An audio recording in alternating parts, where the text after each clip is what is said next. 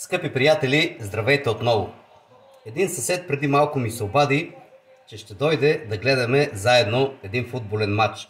Като каза, че ще донесе и биричка. Само че аз не съм подготвен за някакво мезе. Имам малко колбас, който ще нарежа, но той няма да е достатъчен.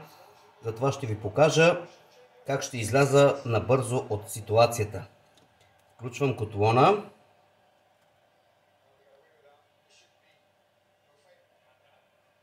Олио да покрие дъното на тази тенджера. Ще прибавя и масло.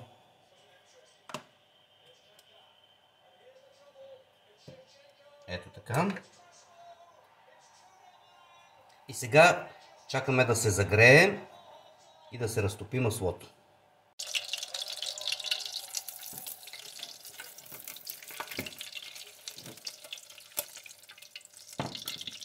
Така, готови сме вече с олиото и прибавям това количество пуканки.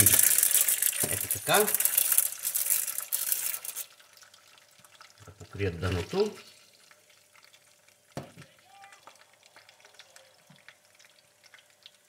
Изчаквам малко. Слагаме капака. Вече започнаха да пукат. Намалявам котлона.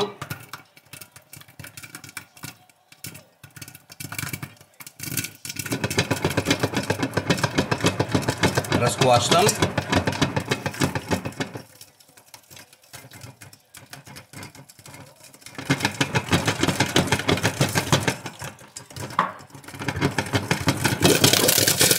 Виждате, приятели.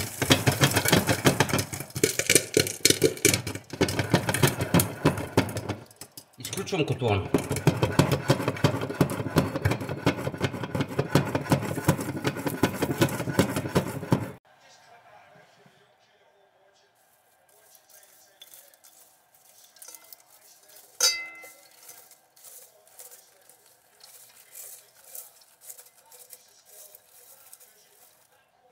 Така.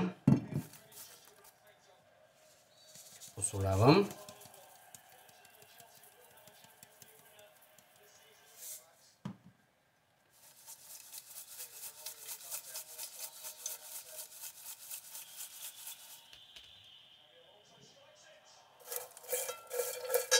И прибавям и останалите пуканки, като внимавам, на дъното може да има неизпукани или леко загоряли. Тя ги оставям. Ето така.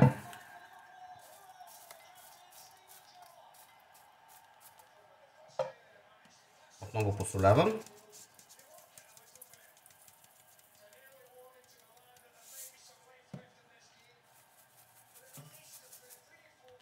И сме готови за мача.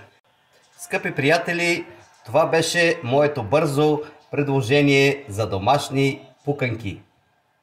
Благодаря за вашето внимание и до нови срещи!